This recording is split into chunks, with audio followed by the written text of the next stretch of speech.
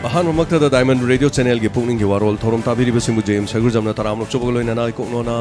खुरुमजम लोइना मियाम की पुनिंग की वारोल फोंदो चद्रिंगे यसिगी मांगोइना नुक्ति की फोंलिबा पॉक्सेस सिंह हेडलाइंस खरा खजितंग मियामदा निंगसिंगजरी हौजिक पावदा मणिपुर कोविड ख्वाइदगी यामना लेइतबा ओइना हौकिबा पुंग कुनमरी असिदा मियोइ द्रॉंग लेखि अकंगनबा दुकान खरा नतना तै थोंगलोनगनी गाड़ी चटपा यारोय लोनना माइल केसिंग द होम आइसोलेशन तौब नुमित तरानी सुरबदी टेस्ट तौबगी मथौ ताद्रे अनौब गाइडलाइन डॉक्टर सिंह कोविड पेशेंट सिंह तोइने चंगदुन यंगसिनबा चीफ मिनिस्टर ना अपील तौख्रे पाउमी सिंह कोविड वॉरियर ओइना लाउथोकलगनी हाइना फोंदोख्रे इरावत ऑफिस ऑफ द प्रॉफिट की फम पाइदननबा सुप्रीम कोर्ट ना खंगहलख्रे हरी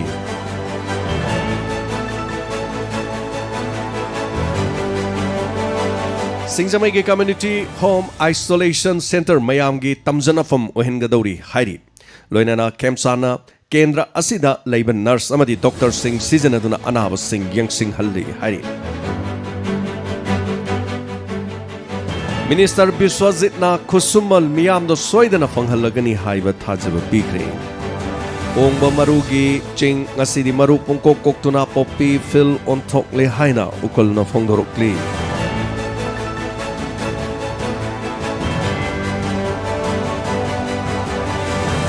चुराचानपुर पुलिस ना हेरोइन चिंगनबा केजी अमरोंगी पोचे फारे हरी ngarang gi oina thengna ki ba case ma sing sahung go marfu oina thengnar gam yoi tra humdoi ngarang khakta gi oina sikhi manipur private sector da somna thege oxygen plant ani khakta mak leiram le hairi patam khara gi mamang da pauk se sing da phone ki ba mari leina ba singna manipur gi private sector da somna thege oxygen ani lei haribofam se hanadi ahum lei haina fawba haikiben amarom da muk ISBS amasung MOP na nongmada cylinder chahunga mafudra puthoklobasu demand helakpadagi suna piba ngamdre haibase yamna section wafam oina diamond radio na ngasidagi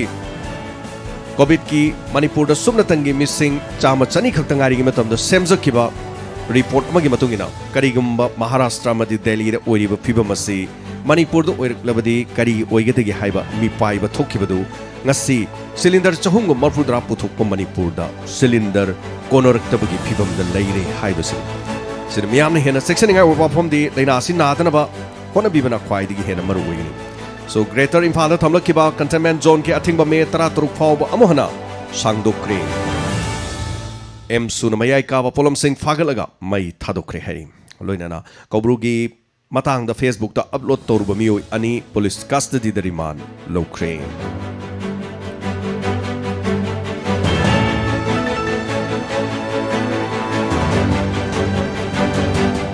pandemic ke manung asida kiba sounding ba pen da ba singi mayai ka ba chinjak sab hengalak ka doribani haina Dr. RK Lenin na phongdokre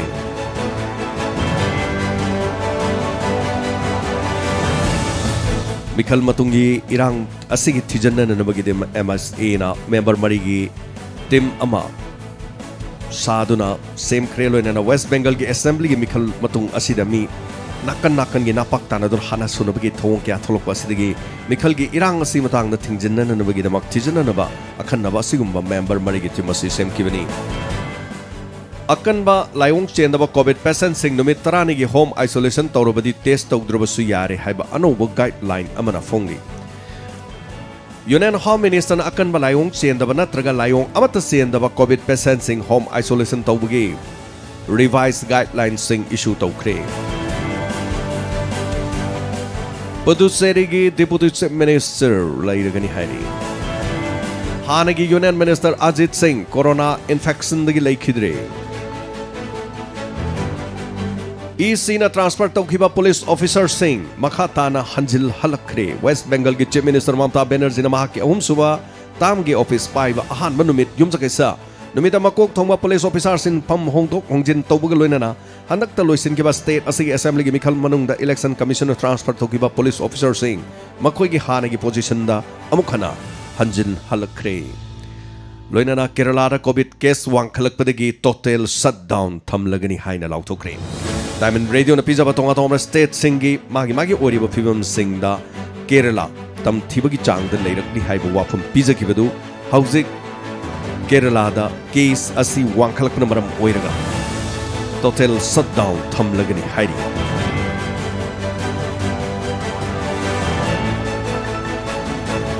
Tamil Nadu ge Sterlite plant chayol amagi manungda oxygen puthokpa horugani hairi tonga ba mapam singi leiba state singi oxygen puthonabagi mapam singda khudong chaba asi hengalaktur mapam aduda tonga Sterlite plant singi masagi oxygen puthokna nanamagi akan mathak tamagi magi angam mathak honarakli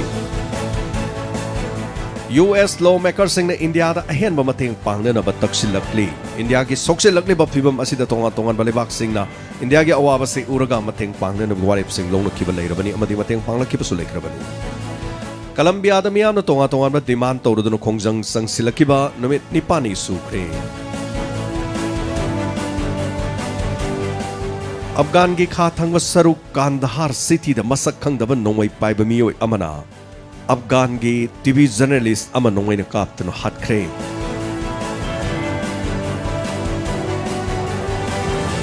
Malengi oina COVID-19 khwaidigi nari bali bakasi USA ani subada India ahum subada Brazil mari subada France manga subada Turkey taruk subada Russia taret subada UK nipan subada Italy mathang sumna Spain Germany Argentina Colombia mathang lady Space ki rocket attack akai sing tasilakadaba matangda China na tuminna laisilagi China na pankhat kiba thabak amagi kanna sathariba space station da core module thamnanamagi mamang chayol da thagat kiba Long March 5B rocket adu lagliba thangjanumita prithvi gi nuksit ki kuyom da amukhana tasilakadori haiba mi tadaba mafam singda tasilakpada kudong thiba nangadra haiba mi taba mafam singda tasaladi kudong thiba nangadra haiba gi mi paiba pongdok pagaloina na laimai da tabagi asigumba rocket ki asigumba atek akai sing asina laimai da tabagi photo go konana Auxi sing maroina pono from the sufongli Iraq the Islamic State na thaugi ko ha ani thugai kre loina na security personnel ani hat kre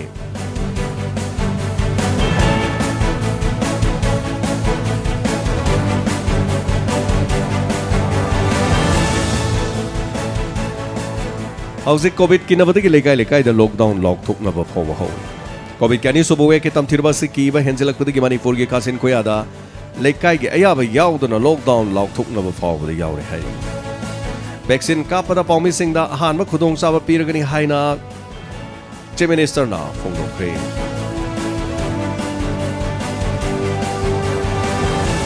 Greater Imphal ge containment zone me ge tara taruk phawa sangdok kre Hauzik oirakliba laina asina nongmada mioi chahumga khare henba asina chamri nu khojing oidona Manipur ki su missing tamna hengalagli athingba legada basing pauna loina na thangal kaithel ima kaithel Greater Imphal na leiba kaithel masa sing thingki gani numidang pung tare ta ge yok pung manga fawba nungchi ge curfew legini gari punamak chen ba thingki gani tourist center sing thingki gani komthok kada ba mafam sing di wholesale gi dukan sing aduga hariba sing asa ayuk pung taruk tigina pung tara fawba khak oinba mawongda komthok kani health care ga mari leina ba institution sing di hangba yagani covid vaccine ka pa test choba chatpa athingba piroi tangai fadaba polam sing puba gari chenba yagani aeroplane gi passenger sing sathok chasin tobada athingba piroi print amasung electronic media ki mioi sing da athingba leiroi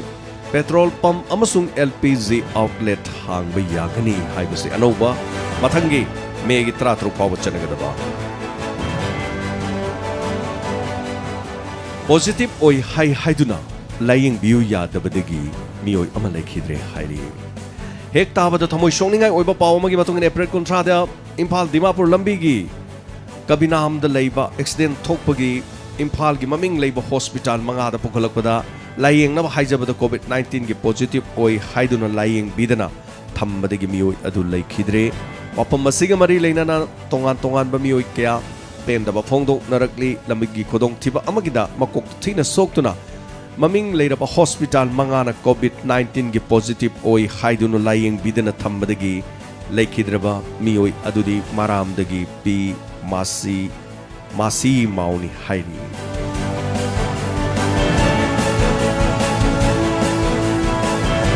Sugunu SCG Community Home Isolation Center ma हांगदोक्लगनी हाइरी जेनिम्स की थौदोक इकाइनिंगाइनी अमदी तराइने लौदे हाइनी UPF ना फोंदोरक्ली सेंडोई खोमदा a thing थमले HYBE वाफम कोविड-19 यानी सुब web असिना लेकाई लेकाई द हौब मरुप टेंडर लोइना माइक्रो फाइनेंसिंग की मथोई खोमबा असि मथंग थादिगिदी हारिबसी committee covid committee local covid committee ना फोंदोरक्ली हिरमसी मथांग द कमिटी असि कमिना एल जेंतना थादोरक चिरोलमना लाइक सेट असिना नोमगेसु नोमलगा चारिबा मियाम सिंग द अवाबा पीबु चैथिंग गेंगलगा फिरेबसी लो दिल्ली द लेरिबा मणिपुरी सिंगी अना लाइंग द मतेंग पांगबिना बच्चे मिनिस्टर द हाइजखरे हाई लोइनाना लैखिद्रबा पीटीआ पर्सनल की इमुंग द मतेंग पांगख्रे खुमलंपाक इलेक्ट्रॉनिक कॉम्प्लेक्स द मथौ तोबा Suresh असेम थोकपा ngapigen apokpa asem thambal sana hauki April kontreta naurem them खुलेम लेकाई द मसागी युम द खंगहोदना बीपी स्ट्रोक तौदुना लेखिदबदा इम्फाल वेस्ट की BDF वेलफेयर एसोसिएशन इमुंग मनुंगी अवाबदु सरुक याबग लोइनना सेल ओइना लुपा लाख अमग लिसिंग यांखै तेंबांग पीखरे हिरम मसिगी मतंग द एसोसिएशन असिगी थादोरक चेरोल अमनम याम द खंगहलक्रे डिसेबिलिटी सर्टिफिकेट ऑनलाइन द इशू तौबा तंगाई फदबा अदु ओइहलक्रे हाइरी मसिनिंग असिगी हौजी फावगी नुक्तिगी फोंगलिबा पाउसे सिंग मियामदा पिजबा डायमंड रेडियो की पोंगनिंग की वारोल की मांगोइना द थमजरिबा पाउ लोइनाना डायमंड रेडियो की नंबर 9077282001 हारिबा नंबर सिदा कॉल तोबिदना अदोमना अदोमगी वाफम फोंदोपियु हौजिक हौजिक ओरिबा कोविड की अमदी अदोमगी लेकाइदा करी करी नुंगाइतबा थौदोक अमदी करी खुदोंग चाबा पुनमाक मियामना खंगहनबियु तंबियु खंगमिनसी अमदी तानमिनसी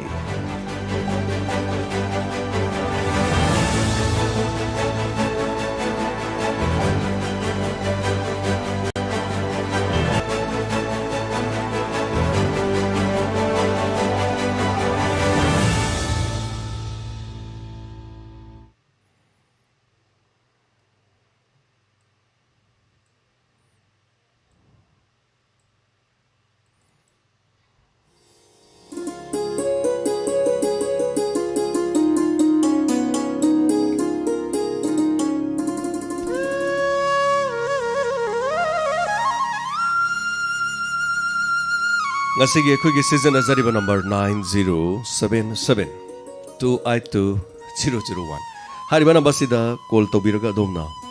adomgi pungningi warol phongdopiu loinana ngasi gi thorom sigi hanba call okachagi hello ming amadi leifam habiu thawang kyam beijeba ninna melody ko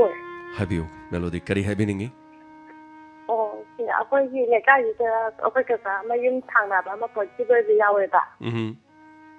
positive ꯑꯣꯏꯔꯒ ꯇꯥꯡ ꯑꯃꯗꯒꯤ ꯄꯣꯖꯤꯇꯤꯚ ꯑꯣꯏꯕꯅꯦꯕ ꯇꯥꯡ 3 ꯅꯣꯡꯉꯥꯜꯂꯝꯗꯥꯏꯗ ꯂꯩꯈꯤꯗ꯭ꯔꯦꯕ ꯑꯗꯨꯗꯣ ꯀꯔꯤꯝꯐꯧ ꯀ꯭ꯂꯕꯅꯁꯨ ꯑꯗꯩ ꯀꯩꯅꯣ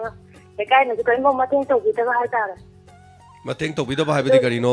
ꯄꯣꯂꯣꯏꯕ ꯌꯥꯎꯗ꯭ꯔꯤꯔꯥ ꯊꯕꯛ ꯊꯧꯔꯝ ꯃꯇꯦꯡ ꯇꯧꯕꯤꯗꯕ ꯍꯥꯏꯗꯤ ꯂꯩꯗꯅ ꯑꯩꯈꯣꯏꯕꯨꯗꯤ ꯃꯄꯥꯟ ꯊꯣꯛꯂꯛꯀꯅꯣꯅ ꯊꯣꯛꯍꯟꯗꯦꯕ ꯑꯗꯨꯒ ꯂꯩꯇꯕ ꯏꯃꯨꯡꯗꯤ ꯊꯣꯛꯍꯟꯗ꯭ꯔꯦ ꯑꯗꯣ ꯑꯩꯈꯣꯏꯅ ꯗꯨꯀꯥꯟꯗ ꯄꯣꯠ ꯂꯩꯕ ꯆꯠꯄ ꯃꯇꯝꯗꯁꯨ ꯂꯩꯕ ꯊꯣꯛꯂꯛꯀꯅꯣꯅ ꯍꯥꯏꯔꯦ ꯃꯣꯏꯅ ꯑꯩꯈꯣꯏꯗꯤ ꯇꯦꯁꯁꯨ ꯇꯧꯔꯦ ꯅꯤꯛꯁꯨ ꯇꯥꯔꯦꯕ ꯑꯗꯨꯏꯁꯨ ꯊꯣꯛꯂꯛꯀꯅꯣꯅ ꯍꯥꯏꯕ ꯑꯗꯣ ꯂꯩꯀꯥꯏꯅꯁꯨ ꯀꯩꯅꯁꯨ ꯊꯣꯛꯄꯁꯨ ꯌꯥꯗ꯭ꯔꯦ ꯂꯩꯇꯕ ꯏꯃꯨꯡꯗꯗꯤ ꯂꯩꯇꯕꯅꯤꯅ ꯄꯣꯠ ꯂꯩꯅꯤꯡꯕ ꯌꯥꯎꯔꯛꯄꯗꯨ ꯃꯣꯏꯅꯁꯨ ꯌꯦꯡꯁꯤꯟꯕꯤꯗ꯭ꯔꯦ ꯑꯗꯨꯒ ꯈꯤꯇꯪ ꯀ꯭ꯂꯕꯅ ꯀꯩꯅ ꯈꯤꯇꯪ ꯃꯤꯠꯌꯦꯡ ꯇꯥꯕꯤꯒ ꯆꯪꯕꯤꯌꯣꯅ ꯍꯥꯏꯒꯦ ꯇꯧꯕꯅꯤꯗ ꯂꯩꯀꯥꯏꯗ ꯀꯩꯅꯣ ओके ꯑꯗꯨ ꯂꯩꯇ꯭ꯔꯤꯕ ꯏꯃꯨꯡꯁꯤꯁꯨ ꯑꯃꯨꯛ ꯏꯃꯨꯡꯁꯤ ꯄꯨꯂꯞ ꯄꯣꯖꯤꯇꯤꯚ ꯑꯣꯏꯌꯦꯕ ꯑꯗꯨꯒ ꯍꯧꯖꯤꯛꯁꯨ ꯌꯨꯝꯗꯁꯨ ꯍꯜꯂꯛꯇ꯭ꯔꯤ ꯑꯁꯤꯗꯨꯁꯨ ꯃꯣꯏ ꯑꯩꯈꯣꯏꯒꯤ ꯕꯥꯙꯧ ꯑꯃꯅ ꯃꯣꯏꯅ ꯑꯁꯤꯗꯁꯤ ꯄꯥꯡꯊꯣꯛꯈ꯭ꯔꯦꯕ ꯑꯩꯈꯣꯏꯁꯨ ꯌꯥꯎꯍꯟꯗꯦꯕ ꯌꯥꯎꯕꯕꯨꯗꯤ ꯑꯗꯨꯗꯣ ꯈꯤꯇꯪ ꯃꯣꯏ ꯂꯩꯇ꯭ꯔꯤꯕ ꯏꯃꯨꯡꯗꯨꯗꯁꯨ ꯈꯤꯇꯪ ꯏꯕꯣꯛꯁꯨ ꯃꯁꯥ ꯉꯝꯗꯗꯅ ꯗꯥꯛꯇꯔꯗ ꯂꯩꯈꯤꯕ ꯑꯗꯨꯗꯨꯒꯤ ꯈꯤꯇꯪ ꯌꯦꯡꯍꯟꯅꯤꯡꯕ ꯍꯥꯏꯇꯥꯔꯦ ꯑꯗꯨꯕꯨ ꯃꯔꯨꯑꯣꯏꯅ ꯍꯧꯖꯤꯛꯁꯤ ꯑꯗꯣꯝꯅ ꯌꯦꯡꯍꯟꯅꯤꯡꯉꯤꯁꯤ ꯏꯃꯨꯡꯁꯤꯒꯤ ꯃꯇꯦꯡꯁꯤ ꯀꯔꯤ ꯀꯔꯤꯅꯣ ꯑꯗꯣꯝ ꯇꯧꯍꯟꯕꯤꯅꯤꯡꯉꯤꯁꯦ ꯑꯩꯈꯣꯏꯕꯨꯗꯤ ꯈꯪꯗꯁꯨ ꯌꯥꯏꯌꯦ ꯂꯩꯇꯕ ꯏꯃꯨꯡꯗ ꯈꯤꯇꯪ ꯂꯩꯀꯥꯏꯅꯅꯤ ꯈꯪꯗꯦ ꯀ꯭ꯂꯕꯅꯅꯤ ꯈꯪꯗꯦ ꯈꯤꯇꯪ ꯌꯦꯡꯍꯟꯅꯤꯡꯕ ꯍꯥꯏꯇꯥꯔꯦ ꯅꯈꯣꯏꯒꯤ ꯅꯠꯇꯦ ꯑꯩꯅ ꯍꯥꯏꯔꯤꯁꯨ ꯍꯧꯖꯤꯛ ꯏꯃꯨꯡꯗꯨꯗ ꯌꯦꯡꯍꯟꯅꯤꯡꯉꯤꯁꯤ ꯁꯦꯜ ꯊꯨꯝꯒꯤ ꯃꯇꯦꯡ ꯄꯥꯡꯍꯟꯅꯤꯡꯉꯤꯔꯥ kari kari no maduni akhona su khangning ise ko haidi mayam lekai gi miduna su taraga su khangjan ba haitare sel thung gi mateng go panghaning bra natraga imung manung da kari no panghaning ise sel thung gi nata sa da thakna ba chim imung gi awala pa tu sum hanganing ba haitare okay yam ngai jai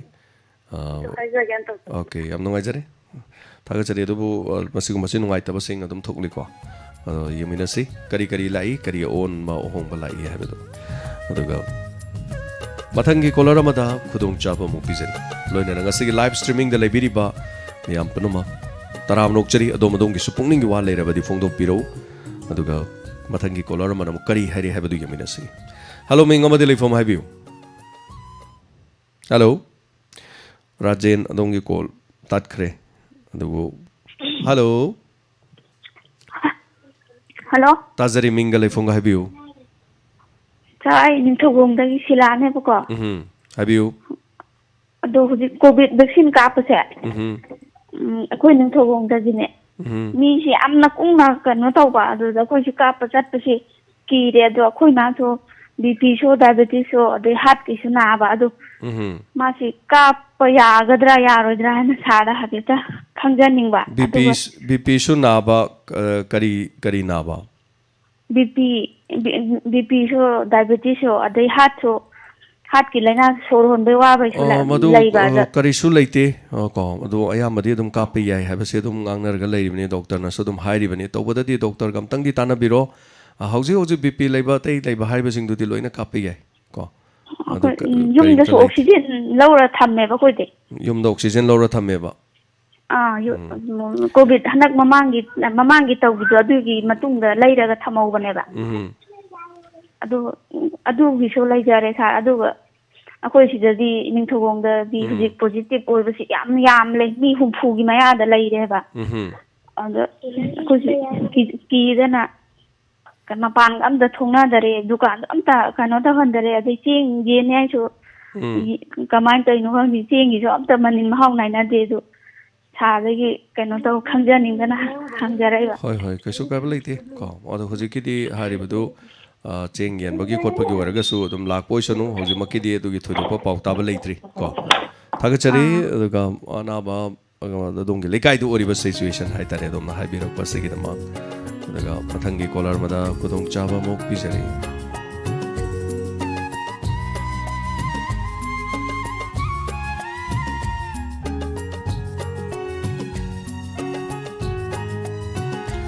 Hello, ming amade leifom habiu. Hello, ai khamotgi laisam rajmani. Habiu. Bom yu alam to phondong se sa. Habiu. Adu COVID-19 gi na iba. Iba agoi sarkar na biriba shoppi je. Mayam na rasi si kanyadra wa kham ten bahayadra. Masi yam na nungajada ba. Adagi amana masida अखोई lockdown से total सब तौरगदी मसी अनाबसी फगदना खंजय sir मसीदा प्रजासिंगना वखल खितंग खनबीबो वतरा आइना कने पुनिंगिबो photo चलने sir यादो इसादी हुजिक करी business तौबिरिगे क्रमाइना लाइबिरी इसादी अयो तुम यम कई सा खाब खोप तुम चचे सर अदो हौजी कोविड सिना मरम मरग युम कई साबदी सत्रे अदो सत्रे लमलाम सत्रे याद्रमनिना लमलाम सज्जाद्रमनिना अदो अमखक लेरी कोई प्रजा मयाम से अखोगी लॉकडाउन से टोटल शटडाउन तौखरदी कोई नोमगी सुरग चाबा हाइतारे नोमगा सुर चाबा मीसिंग से याम वाबा हाइतारे अदो मखोगी दम हौ चेंग किलो मंगा मी मगी चेंग किलो मंगा पीरगा अदगी अमो गेनभमदगी लानी अमदम खरा मांगहौरनी खरा ताहौरनी युमद खरा ताहौरनी अदैदी चेंग किलो मंगा दु पोरगा इमुंग द मी तरुक लेरगा तरुक तुगिसु मी तरुक तुगी मंगा तरुक हैरगा पीगदब चेंग कुंथ्रा किलो दु लेबदो अदुसु सुना पिरोय तौरिसि बोयबा कोइलमदम से तौरिसि अदो लॉकडाउन से प्राइम मिनिस्टर न हाइबदा यारिबा मखै तौगनु अदुगा lockdown taukhibagi bauda hai tare ngasi supreme court ta khoi hoje case yam leirimne ba lockdown tawri du yade maram cha de maram di keno da khoi se adom bodi yum suru bani na saru bani na lupa khara leiramani khara su tum char ga leib mai hai ba hojik si kari hai dagi bo ngasi nungdang si chaningai si sunglei leita ba hojik ayuk su chaningai leita mi leiri oda yam leiri ado lockdown si tawradi makhoi se kamai tawga ge sin chumi chaba amadi laina siga se laina sin hen lui ba dubu yang wajaba hai tare mayam se aduno lockdown si tawya da bai ni adom na haiju sumi yam phajaba pam ni ekoi gyan ta di ekoi gi mi sing se ko sa wa pham ta ta we haibiu awabna ya mang toy banina madu ekoi ju laitaba la ba khodi adum sura tal ta ga banina madu ana habi bi sumi duga ekoi na ju kitang social distancing amar ge dia haina khajja banisa yam chumi social distancing atai hai tare mayam na di sum hai ko adubu imung leiri mayam se khaluraga di khoina khangdaba ani aina leiri bo mong se khoina kaino marks bo adu ga hai be wane marks am lengam do imung bo leiri ni thokna kano to khra jani da adubu makhoi gi yenga ga khoi sum kom tho leira sira adu isu ya de chumi gyan tamina ba changi wakhan tamina ba changi aduga are bana su ko khara so mateng pangadi akhoi lekai da kana khudong cha da lei se mi lekai yaudru so akhoi lekai lemi nei myam se mateng pang ma kai ge sin ada akhoi lekai da lei ba awa badu lapna kilometer kunthra ni phu da gi mingo da gi sen khairu gadra lemin na bado akhoi lekai gi gan ngasai hujik aina pau pa ja khibda singjamai gi containment isolation home isolation to badu da moi gi community de akhoi gi keno semi ba mase mayam gi tamjana fam ohen ga dawri na khabar di yaur puse yam nungai bo wafam ni yam kalak sa bo wafam ni singjamai gi leiri baduna akhoi gi ikai khumna jarba sarwai khemsan gi makha da dai de leiri bising duna mi na tamjaningai oibo mowong da leire idu miyam do mafam du mi gyan ta ba gi ni aduga luching ba gyan ta ba ni leiri ba lekai du mi gyan ta ba ni so atai leiri ba lekai sing kari to bi leiri gi adu singjamai de gi hena fajahan ge na khan ba mala agadi mateng pangna ra gi khoju fadoi ni sidi ai khaktana as ai hai singam ne ai du toram ne na sungai yaroi aina wangna koisalaga laigini aigi gena khaduna laina du nar kaidong adorgadi koi mateng pangminaba punna sangsinna minaba gyan tanaba aikoi masen amana mabu hunnabagi matam sungna natre adona hunnabagi thabak tokpiraga haitare ne ko aduga hello minga madi leifam haibisi nongdam dagi santi ka u sa nongdam dagi santi haibiu santi kari habiningi hujik matonggi kainoje laina haitare COVID-19 gi maram da ko sa sum koina lindagi atang dukan da khangi matam da akoina di face mask itana patni yam te khana ta sabako atopa khara mana ulba mi khara mana jo natu ondodi kainoje mask uttabida nakoni makha jida mask upaka yam su thengai ni sa adugumbaje akoi akiba phawba hai tare adumai na akiba ju phawde aduga na covid na nare hariba mi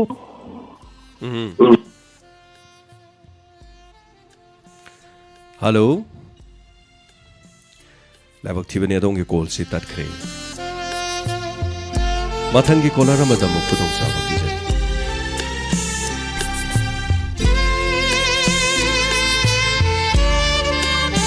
hello minga ma delay from highway hello sir ai uyan makale kai ke thopum sanai ma radio da gi kitang wanga na ngana kitang sathok piro highway kari habini sai ahan batos gi kanu chi kapok sare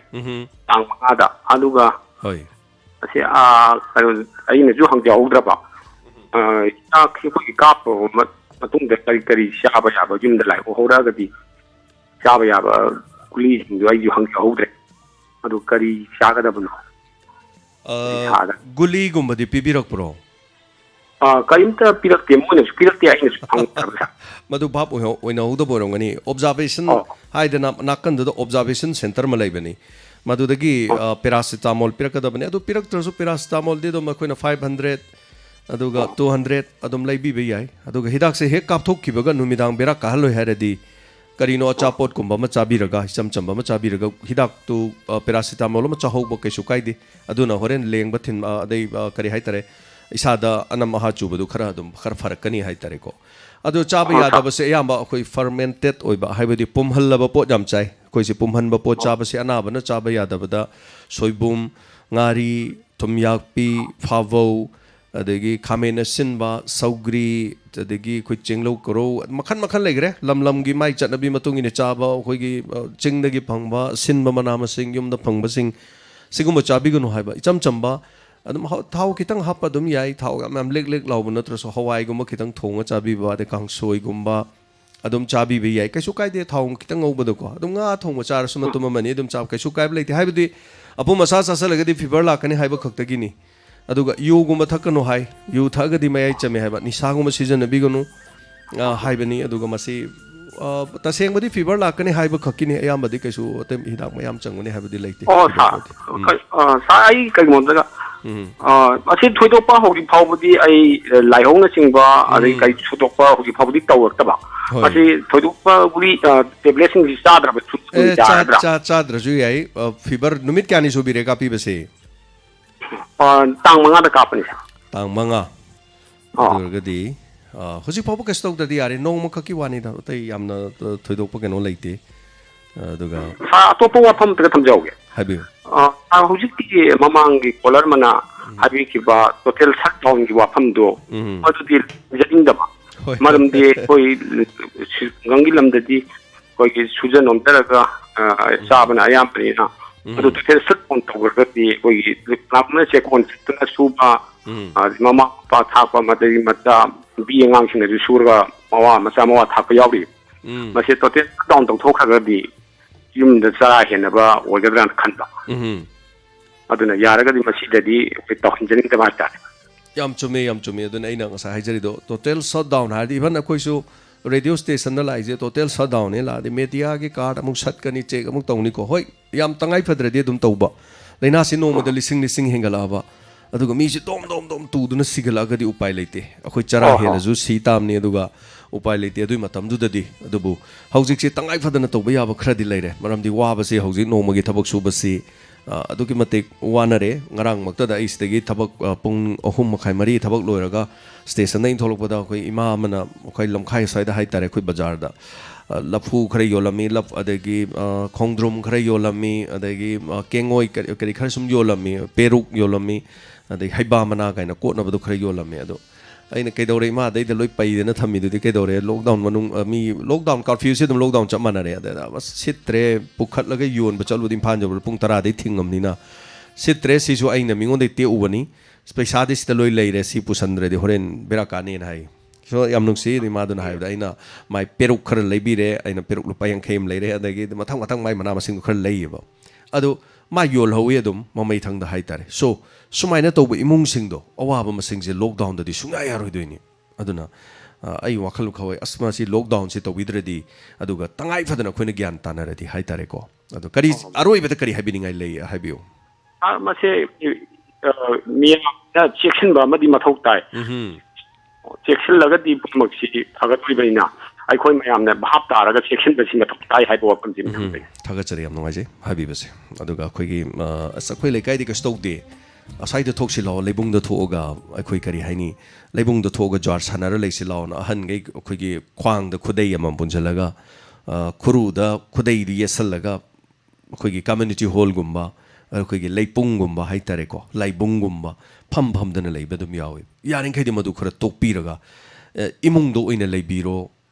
wa hobo iragadi utang gumba wa payasi ba yaba wa du fazani yanbiro makak toroga kakthat piraga payam to sibira thambiu mathangi mana masing thabagi samban se khana na be hai tare yaragadi makhara thokpiranu pot yon basing do tangai phadana lera khulakti yon basing do khara yon jarasanu adu khoni yam punsan birudraga lore pot chu dum sitpa tap pairaga dum pot chu mana masing leiraga la punsan dana bado ko hona minera se hai tare miyam na gyan ta minera ga duga hello minga model from hai biu good afternoon ai irong te chen dagi chmirane hai biu sama kai hai bining han no magar thara sari aina haning bati nasire haji March April ne March tak keng electric ai khoi sida adu ngarang si ile ꯊꯥ ꯀꯌꯥꯒꯤ ꯌꯦꯟꯒꯗꯕꯅꯣ ꯍꯥꯏꯕꯗ ꯃꯃꯥꯡꯗꯗꯤ ꯊꯥ 2ꯒꯤ ꯌꯦꯟꯒꯅꯤ ꯍꯥꯏꯕ ꯁꯨꯃꯥꯏꯅ ꯇꯥꯏ ꯑꯗꯨ ꯊꯥ ꯑꯃꯈꯛꯀꯤ ꯌꯦꯜꯂꯛꯏ ꯔꯦꯁꯟ ꯀꯥꯔꯗꯇ ꯌꯥꯎꯕ ꯃꯤꯁꯨ ꯄꯤꯗꯦ ꯁꯥꯔ ꯑꯩꯈꯣꯏꯁꯤ ꯚꯣꯇꯔꯗ ꯌꯥꯎꯕ ꯑꯩꯈꯣꯏ ꯑꯅꯤꯈꯛ ꯑꯩꯈꯣꯏꯒꯤ ꯍꯁꯕꯦꯟꯒ ꯑꯩꯒ ꯑꯩꯈꯣꯏ ꯏꯕꯥ ꯑꯅꯤꯈꯛ ꯐꯪꯉꯦ ꯏꯆꯥ ꯑꯍꯟꯗꯨꯗꯤ ꯆꯍꯤ 10 ꯃꯨꯛ ꯁꯨꯔꯛꯑꯦ ꯑꯗꯨꯕꯨ ꯄꯤꯔꯛꯇꯦ ꯃꯃꯥꯡꯗ ꯔꯦꯁꯟ ꯀꯥꯔꯗꯇꯣ ꯑꯝꯇ ꯌꯦꯡꯒꯦꯅ ꯍꯥꯏꯕ ꯂꯩꯇꯦ ꯍꯥꯏꯔꯒ ꯌꯦꯡꯍꯟꯕꯤꯗꯦ ꯀꯔꯤ ꯍꯥꯏꯒꯗꯕꯅꯣ ꯈꯪꯗ꯭ꯔꯦꯗ ꯁꯥꯔ ꯌꯥꯝꯅ ꯆꯤꯜꯂꯕ ꯋꯥꯔꯕ ꯇꯥꯏꯃꯤꯡꯁꯤꯗꯗꯤ ꯁꯨꯃꯥꯏꯅ ꯁꯨꯝ ꯑꯆꯧꯕ ꯃꯈꯣꯏꯅ ꯆꯨꯝꯃꯛꯇꯕꯅꯤꯅ ꯑꯩꯈꯣꯏꯗꯤ ꯀꯔꯤ ꯍꯥꯏꯔꯒꯅꯤ ꯌꯥꯝꯅ ꯆꯨꯝꯃꯦ ꯑꯗꯣꯝꯅ ꯍꯥꯏꯕꯤꯔꯤꯁꯦ ꯑꯗꯨꯒ ꯌꯦꯜꯂꯛꯏꯕ ꯆꯦꯡꯁꯦ ꯍꯟꯗꯛꯀꯤ ꯑꯩꯈꯣꯏꯒꯤ ꯊꯥ 2 ꯍꯥꯏꯇꯥꯔꯦ ꯊꯥ 2ꯗꯤ ꯁꯦꯟꯇꯔꯗꯒꯤ कोरोना असिना मरम ओइरगा था अनि दि चेंग पिरनि हाइबा था अनि से अमुक्तद ओइदबि याय को हंतक था मथंग था ओइबि याय अदुगा अदोमना चेंग लोब चटलगदि चेंग दो नापसा गी चेंग ला हाइबदु महंगबिरो नापसा गी चेंग ओइरगदि अदुना तोंगाली ममांग दसो खगी केंद्र खरदा हाइगद्रा वार्ड खरदा मिनम खर थबक तौब खर लेखि प्राइम मिनिस्टर की पिरैब चेंग फत्तब अफबदो मदुगी चेंग अफब नते चेंग दो पिरकपदो मदु पिरगना नापसा गी पिखिदबा नापसा की पीरगना प्राइम मिनिस्टर की पीखीदब सुमाइन तब नापसा की से पीरगदी प्राइम मिनिस्टर की पीगदबनी अनीमक से पुनः चटमीनगदौन नुमित्ति खाइदोक्नब यायबको अदो मरी लेनब सिंह हाइतरे अदोमनसु चममनरिबा अइनसु चममनरिबा प्रजासिंगनसु चममनरिबा लेरिबसे कंसर्न मणिपुर की लेरिबा कंसर्न कना कनानो DSO सिंह हाइगद्रा अदुगा नॉमिनी सिंह हाइगद्रा मखोइना थोगलागा सोशल मीडिया की मतमनी को एनी प्लेटफॉर्म डायमंड हाइबीगे सो कोई थोंग लाउन हांगजरी एनी DSO लाकपिउ जूम की खुतांग दो ओरसु याय वीडियो कॉन्फ्रेंसिंग ऑडियो दो ओरसु याय फोन लाइन दो ओरसु याय प्रजा मियाम दने प्रजा न लान लौगदौरिबा अमदी प्रजा द फंगहनगदौरिबसे मसीनी हाइदना चप चाब एक्जेक्टली मियाम द खंगहन मंगमरदी सनाले पाक्स लेरिबा थोकपिरगा मयाम द मुतो खंगहनबियो हाइबो वाफमसिनी अदुगा तसेंगबदी प्राइम मिनिस्टर की पिरकदौरिबा चेंग सिदी भोटर हाइबा लेते युमद लेरिबा मी मसिंग द पिरकदौरिबनी अदोम हाइबिरिबा नापसा गिदुसु कार्ड यावरगदी चेंग सोइदना पीगदबनी पीद्रगदी मदो अदोमना हाइतारे पीदबगी मरम सि करिनो हाइदना अदोमना अखोइगी केनो थांगतपा याय इसागी RTI एक्ट तो थांगतपा याय RTI सि करिनो हाइजे मयाम अमु खंगदबसु यावी लारिक लाइसु हाइबे चिनाउसिंग मयाम खंगबिरंगनी दो खुंगंगद लेरि मयाम सिंग खंगदे सो RTI एक्ट से तौरकान अइंगोंद चेंग असि पीरिसि करिगिनो सि खक्ता पीरिसे वेन आइगी लेरिबा मी सि लेरिसि राशन कार्ड यावरसि मी 3 नि अदुगसे मी 3 खक्तगी पीरिसि करिनो ना RTI थारगा असेंगमदो खंगनो होनरादि कमाय तौ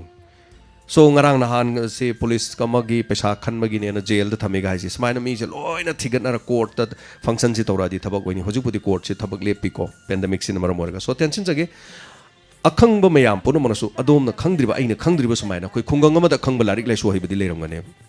खुंगंग अमगी मेंबर अखोइगिनेबा खुंगंग की प्रधान अखोइगिनी खुंगंग की जिला परिषद अखोइगिनी अदु लैबिरिबा खुंगंग की कमिश्नर अखोइगिनी खुंगंग दुगी लेरिबा MLA अखोइगिनी अदुगा लमदम डिस्ट्रिक्ट तुगी लेरिबा DSO अखोइगिनी सो नॉमिनी अखोइगिनी सो मखोइना खंगनबिबा करि काइबगे मयाम सब खंगनबिउ प्रजा से खंगद्रि करिगिनो 10 किलो मंगा फंगद्रि से येनगदोरिबिसिन करिगी येनगदोरिबिनो करम कांद येनदोरिनो हौजि येनद्रिसिन करिगिनो मीगी केंद्रने येलिन कइनो अखोइ केंद्रने येनद्रिन कइनो एक्जेक्टली व्हाइट पेपर बथो प्रजा मयाम दम खंगनबिउ मिनमबिगनो हाइबो वफमसिनी सो लोइन खंगलदि प्रजा सु वारोरोय अदगी खंगदब ननाय अखोइसु खंगजरनी करि काइगे सिबो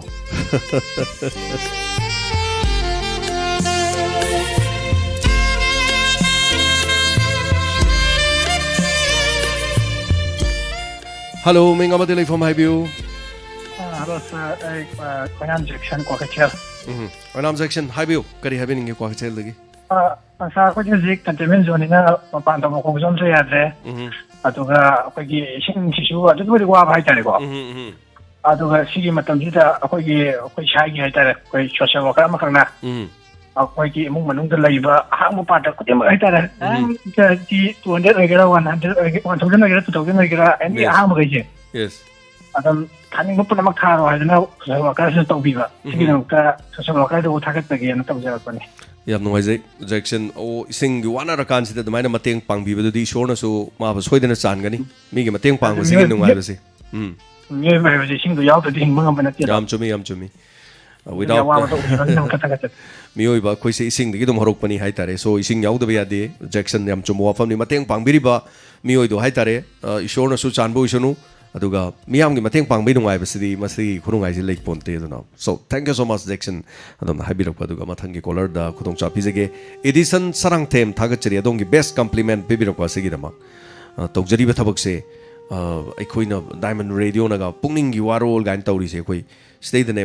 पैसा फंगननबगी अदुगी अदु अदा व्यूज हेंकटनबगी अदुगी दाइ करीम लेते डायमंड रेडियो ने हेक पोलकपदगी अखोइगी थौसी करी ओइला केबु मियाम द मैसेंजर हाइतरे को एज ए मैसेंजर और मैसेज पीबा व्हाटएवर आई करीनो ओइनिंगबो ओइसनु आई अमा ओइगेरा अदु लोइना थंबिग्रो मरमदी अइना मिंगोंदा अफब पोक्ता अमा नत्रगा अफब वहाई मा हाइनन होनबदा आई इना खुनबा मचा ओइदबा यादे आई नंगदी लाइरबा मचानी नंग मतिक चादे हाइनिंगाई मरम लैति सो अइना मिंगोंदा मतेंग पांग मतमदसु आई अतोनबा जातिनी नंग मुस्लिमनी नंग हिंदूनी नंग कांग्रेस नंग बीजेपी हाबी मथौ तादे आई मियोइबनी अगी धर्मदी मियोइबा हाइबसिनी अदुगा अखोइगी थौनी मसे अखोइगी मतेंग हाइतरदु सिदैदा मयाम यौक्सन बिरकांदा अखोइबु ताकपीबो ngamba lamdam sida leiriba kayasu sangjan biraga हाइतरे सो मियामगी दम मतेंग पांगवा अफबा पौताक पिबिबा अखंगबा अदोम खक्तन तुमिना खंगागा लेबा यारोइ अदुना खंगदबा मयाम दसु ताकपिरमु वाहि मतसु फोंदोकपिरमु अदोंगी कमेंट बॉक्स ता पाथोकचरगा मियाम दा खंगनबे खुदोंग चाबदा लोकजेगे अदुगा हेलो मिंग हाइबियु हेलो सर आई तौजरेबे इन खकोंगदगी सबाचंद्र मिचिनी हाइबियु सर शोभाचंद्र करी हाइबिनिंगी सर अखोगी इन खकोंगकी अखोई वार्ड नंबर 13 लेजे सर वार्ड नंबर 13 सिगी मनुंगदा अखोई ngasai इन खकोंगदगी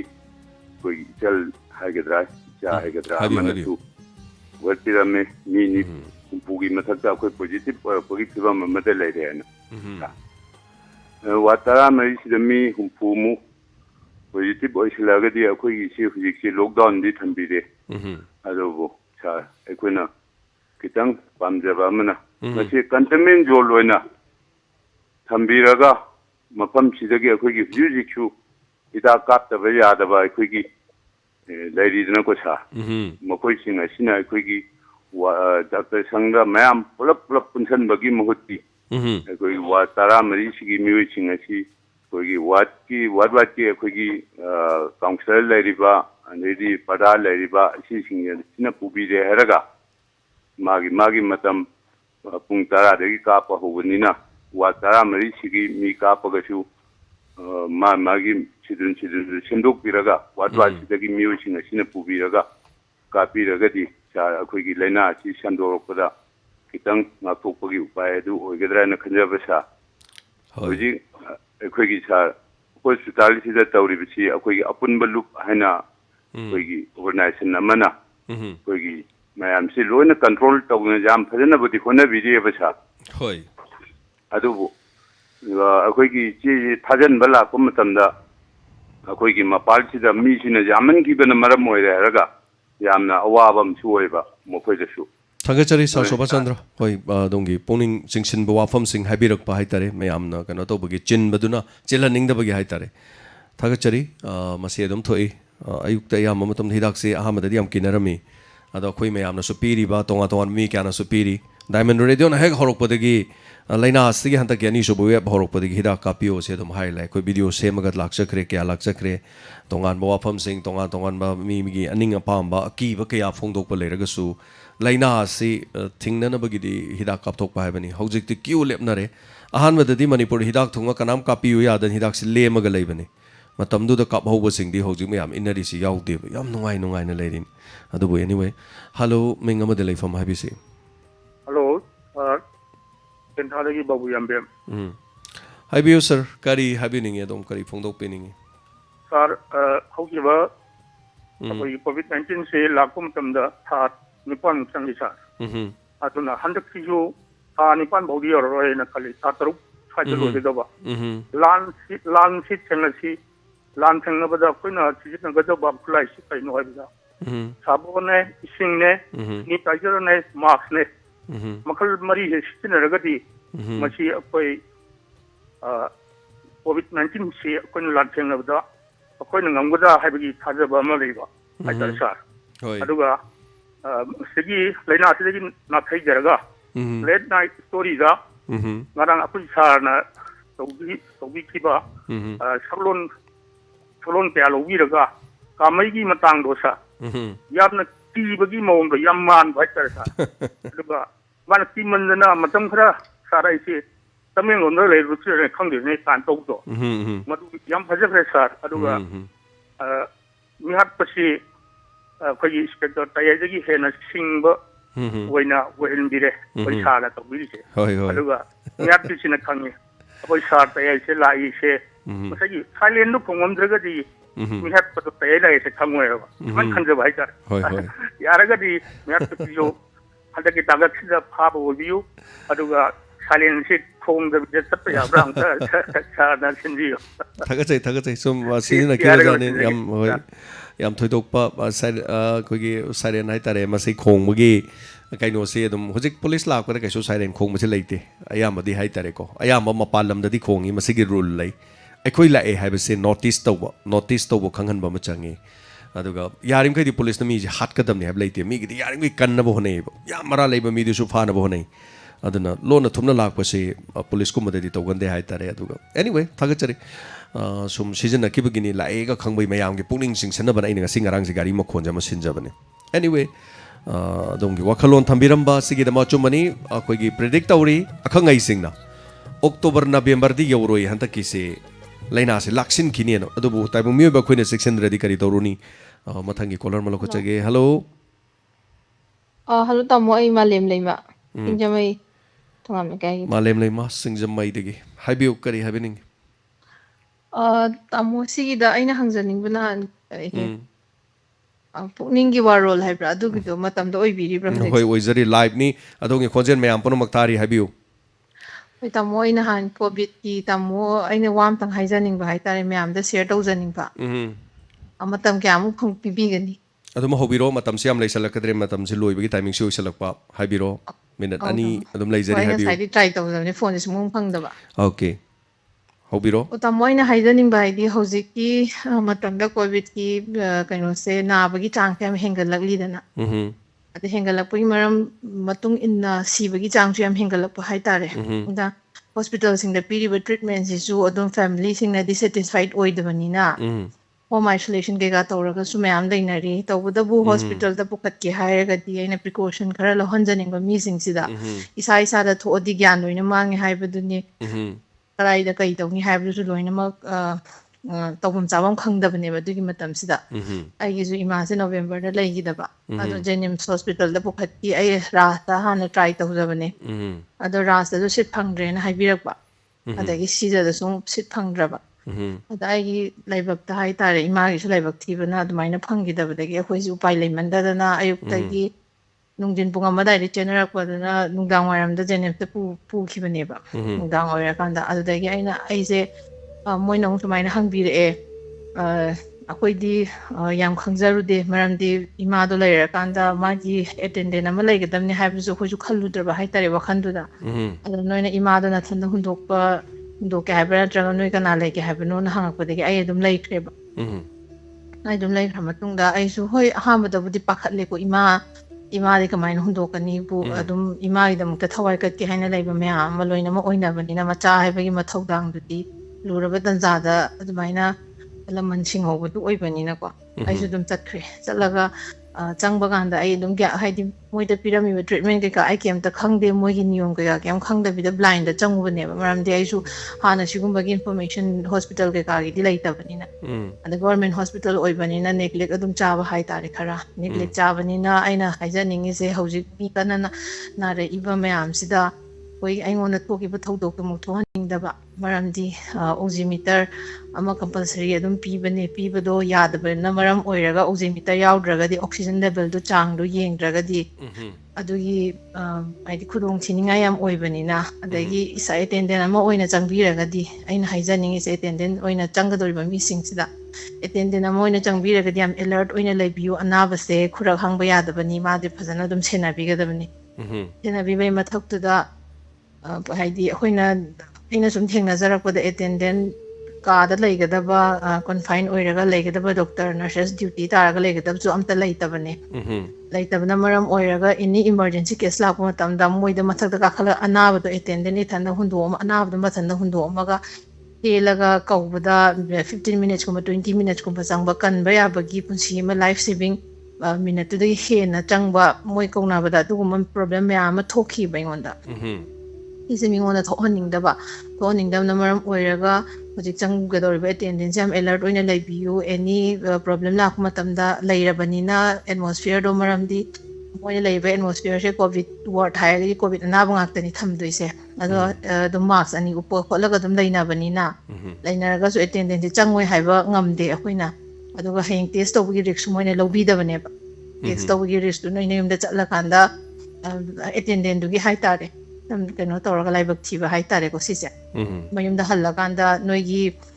ꯇꯦꯁ ꯇꯧꯕꯒꯤꯁꯦ ꯀꯝꯃ꯭ꯌꯨꯅꯤꯇꯤ ꯍꯥꯏꯗꯤ ꯍꯣꯝ ꯌꯨꯝꯗ ꯂꯥꯛꯑꯕ ꯃꯇꯨꯡꯗ ꯅꯁꯥꯅ ꯇꯧꯖꯕ ꯅꯠꯇ꯭ꯔꯒꯅ ꯅꯨꯃꯤꯠ 5ꯅꯤꯒꯤ ꯃꯇꯨꯡꯗ ꯀ꯭ꯂꯕꯇ ꯀꯩꯗ ꯄꯥꯎ ꯇꯥꯟꯅꯔꯒ ꯑꯗꯨꯝ ꯇꯦꯁ ꯇꯧ ꯈꯣꯠꯂꯨ ꯍꯥꯏꯕꯒꯤ ꯏꯟꯐꯣꯔꯃꯦꯁꯟ ꯃꯣꯏꯅ ꯄꯤꯔꯛꯀꯅꯤꯕ ꯑꯗꯒꯤ ꯑꯩꯈꯣꯏ ꯆꯠꯄ ꯈꯣꯠꯄꯒꯤ ꯍꯜꯂꯛꯄꯒꯤ ꯑꯦꯇꯦꯟꯗꯦꯟ ꯏꯊꯟꯗ ꯂꯩꯔꯒꯗꯤ ꯌꯨꯝꯗꯒꯤ ꯑꯗꯨꯝ ꯃꯤ ꯂꯥꯛꯑꯒ ꯀꯧꯕ ꯃꯣꯏꯅ ꯑꯗꯨꯝ ꯑꯦꯝꯕꯨꯂꯦꯟꯁꯀꯤ ꯀꯩꯀꯥ ꯀꯩꯅꯣ ꯄꯤꯗꯕ ꯐꯦꯁꯤꯂꯤꯇꯤ ꯄꯤꯗꯕ ꯃꯌꯥꯝ ꯂꯩꯕꯅꯤꯅ ꯑꯗꯨꯒꯨꯝꯕ ꯃꯌꯥꯝ ꯑꯃꯁꯨ ꯑꯩꯅ ꯈꯨꯗꯣꯡꯊꯤꯕ ꯃꯌꯥꯝꯁꯤ ꯊꯦꯡꯅꯔꯛꯑꯦ ꯑꯩꯅ ꯖꯦꯅꯤꯝꯁꯇ ꯂꯩꯔꯛꯄ ꯀꯥꯟꯗ ꯍꯥꯏꯇꯥꯔꯦ ꯊꯥꯒꯠꯆꯔꯤ ꯃꯥꯂꯦꯝ